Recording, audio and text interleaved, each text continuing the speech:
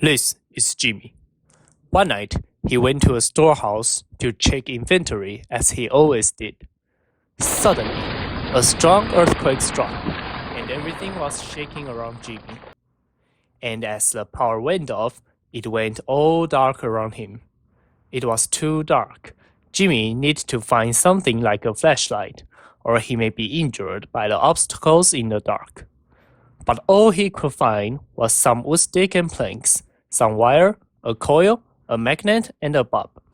Smart as Jimmy, he recalled what he had learned in class and built a small device that its inside looks like this. And after he spun the handle, magically, the bulb was lit, and it gradually turned bright and dark repeatedly. How did he do that? Well, it is actually based on some science we are gonna talk about today. The mystery behind is called electromagnetic induction. Let's introduce some background knowledge. There's a magnetic field around the magnet. We try to visualize the magnetic field by using some line called the magnetic field line. It starts from N pole to S pole.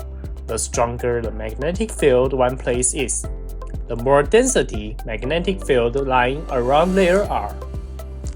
When there are magnetic field lines passing through any surface, we have magnetic flux on the surface. The more magnetic field line through it, the stronger the magnetic flux is. And here, we will witness an interesting physics phenomenon. Place a conductive wire loop on the surface. If magnetic flux within the loop changes with time, there will be current induced on the loop. We call it Faraday's law. The higher magnetic flux changing rate is, or the more the loop counts are, the stronger induced current will be. When it comes to the direction of the induced current, it's like dealing with a naughty girl. If we approach her with a magnet's N pole, she will try to push it away. But when we take away the magnet, she will bounce it back. That is, the magnetic lines generated by the induced current on the coil will be opposite to magnetic flux changes. That's all. And here comes a question. Where can we see these things in our daily life? In fact, the application of this knowledge can be seen frequently around us. For example, inductive charging,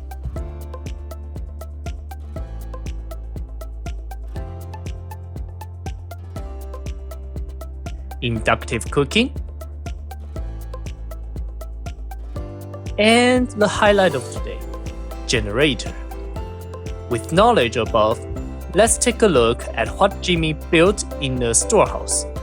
First, he connects a U-shaped magnet to a handle such that when we spin the handle, the magnet will start rotating. Second, he put the coil in front of the magnet, then started to spin the handle. An easy generator is done. As we mentioned before, we assume that there are many magnetic lines shooting out from the N pole. When the magnetic starts spinning, N pole is getting closer to the coil and the S pole is getting further. There will be more and more magnetic lines shooting through the coil, and the induced current that tends to cancel these magnetic lines appears on the coil.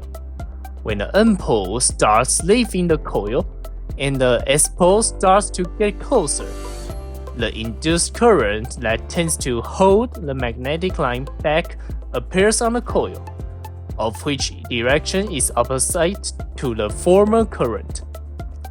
By repeating the operation above, we get an AC current source, which lights the bulb.